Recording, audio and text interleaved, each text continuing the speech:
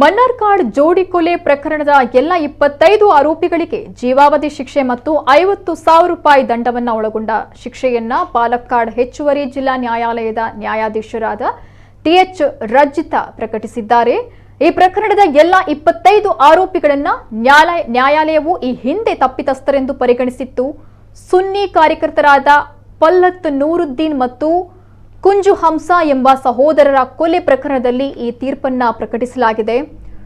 ನೂರುದ್ದೀನ್ ಅವರು ಎಸ್ವೈಎಸ್ ಕಲ್ಲಂಕುಳಿ ಘಟಕದ ಕಾರ್ಯದರ್ಶಿಯಾಗಿದ್ದರು। ಶಿಕ್ಷೆಯ ಪ್ರಮಾಣದ ಬಗ್ಗೆ ವಾದ ಪ್ರತಿವಾದಗಳು ಶುಕ್ರವಾರ ಪೂರ್ಣಗೊಂಡಿವೆ। ಈ ಘಟನೆ 2013ರ ನವೆಂಬರ್ನಲ್ಲಿ ನಡೆದಿತ್ತು। ಪ್ರಕರಣದಲ್ಲಿ ಒಟ್ಟು 27 ಆರೋಪಿಗಳಿದ್ದರು। ಕಾಂಜಿರಪ್ಪುಳ ಪಂಚಾಯತ್ನ ಉಪಾಧ್ಯಕ್ಷರಾದ ಚೋಳತ್ತಿಲ್ ಸಿದ್ದಿಕಿ ಈ ಪ್ರಕರಣದ ಮೊದಲ ಆರೋಪಿಯಾಗಿದ್ದಾರೆ। 4ನೇ ಆರೋಪಿ ಹಂಜಾ ವಿಚಾರಣೆ ಪ್ರಾರಂಭವಾಗುವ ಮೊದಲೇ ಮೃತಪಟ್ಟಿದ್ದಾರೆ। ಅಪರಾಧದ ಸಮಯದಲ್ಲಿ ಆರೋಪಿಗಳಲ್ಲಿ ಒಬ್ಬರು ಅಪ್ರಾಪ್ತ ವಯಸ್ಕನಾಗಿದ್ದರಿಂದ ಬಾಲಾಪರಾಧಿ ನ್ಯಾಯಾಲಯದಲ್ಲಿ ವಿಚಾರಣೆ ನಡೀತಾ ಇದೆ। ಘಟನೆಗೆ ಸಂಬಂಧಪಟ್ಟಂತೆ ಪೊಲೀಸರು ಬಂಧಿಸಿರುವ ಎಲ್ಲ 26 ಜನರು ಮುಸ್ಲಿಂ ಲೀಗ್ನೊಂದಿಗೆ ಸಂಬಂಧ ಹೊಂದಿರುವ ಸಕ್ರಿಯ ಕಾರ್ಯಕರ್ತರಾಗಿದ್ದಾರೆ। ಈ ಪ್ರಕರಣದಲ್ಲಿ ಸುಮಾರು 90 ಸಾಕ್ಷಿಗಳಿದ್ದಾವೆ। ಆರೋಪ ಪಟ್ಟಿಯ ಪ್ರಕಾರ ರಾಜಕೀಯ ವೈಯಕ್ತಿಕ ದ್ವೇಷ ಮತ್ತು 2 ಗುಂಪುಗಳ ನಡುವಿನ ಸಂಘರ್ಷವು ಕೊಲೆಗೆ ಕಾರಣವಾಗಿದೆ। 1998ರಲ್ಲಿ ಕಲ್ಲಂಕುಳಿಯ ಪಾಲಕ್ಕ ಪರುಂಬಿಲ್ ನಿವಾಸಿ ಮೊಹಮ್ಮದ್ ಅವರನ್ನ ಆಸ್ತಿ ವಿವಾದಕ್ಕೆ ಸಂಬಂಧಪಟ್ಟಂತೆ ಕೊಲೆ ಮಾಡಿದ್ದ ಪ್ರಕರಣದಲ್ಲಿ ಹಂಜಾ ಮತ್ತು ನೂರುದ್ದೀನ್ ಆರೋಪಿಗಳಾಗಿದ್ದರು।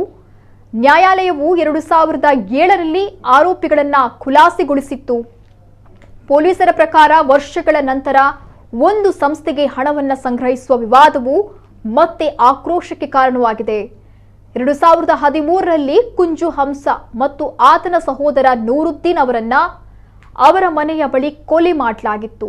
2013ರ ನವೆಂಬರ್ 20ರಂದು ರಾತ್ರಿ 9 ಗಂಟೆ ಸುಮಾರಿಗೆ ಕುಂಜು ಹಂಸಾ ಮತ್ತು ನೂರುದ್ದೀನ್ ಅವರನ್ನ ಮಾರಕಾಸ್ತ್ರಗಳಿಂದ ಇರಿದು ಕೊಲೆ ಮಾಡಲಾಗಿತ್ತು।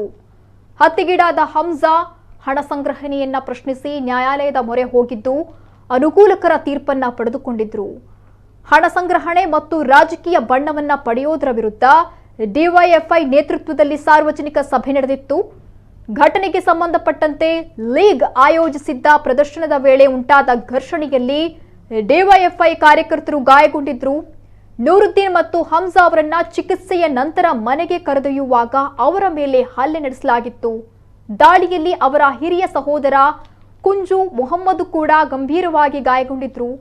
ಕುಂಜು ಮೊಹಮ್ಮದ್ ಈ ಪ್ರಕರಣದಲ್ಲಿ ನಿರ್ಣಾಯಕ ಸಾಕ್ಷಿಯಾಗಿದ್ರು। ಕೊಲೆಯಾದ 7 ವರ್ಷಗಳ ನಂತರ ವಿಚಾರಣೆ ಪ್ರಾರಂಭವಾಗಿತ್ತು।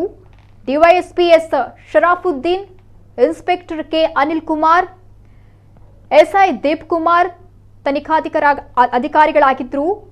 ಪಾಲಕ್ಕ ಪರಂಬಿಲ್ನ ಅಬ್ದುಲ್ ಜಲೀಲ್, ತ್ರಿಕ್ಕಲೂರು ಕಲ್ಲಂಕುಳಿ ಪಾಲಕೋಡನ್ ಸಲಾಹುದ್ದೀನ್, ಮಂಗಟ್ಟು ತೋಡಿ ಶಮೀರ್, ಅಕ್ಯಪದಂ ಕಥಲಿಲ್ ಸುಲೈಮಾನ್, ಮಂಗೋಡಿ ಅಮೀರ್, ತೆಕ್ಕು ಪುರಯಾನ್ ಹಂಜಾ, ಚೀನತ್ ಫಾಜಿಲ್, ಜೊತೆಗೆ ಫಾಜಿಲ್ ಎಂ ರಶೀದ್, ಇಸ್ಮಾಯಿಲ್, ಶಿಹಾಬ್, ಮುಸ್ತಾಫಾ, ನಜರ್, ಹಾಗೆ ಅಂಡಮಾನ್ ಪ್ರಾಸಿಕ್ಯೂಷನ್ ಪರ ವಿಶೇಷ ಅಭಿಯೋಜಕ ಟಿಸಿ ಕೃಷ್ಣನ್ ನಾರಾಯಣ್ ವಾದ ಮಂಡಿಸಿದ್ರು।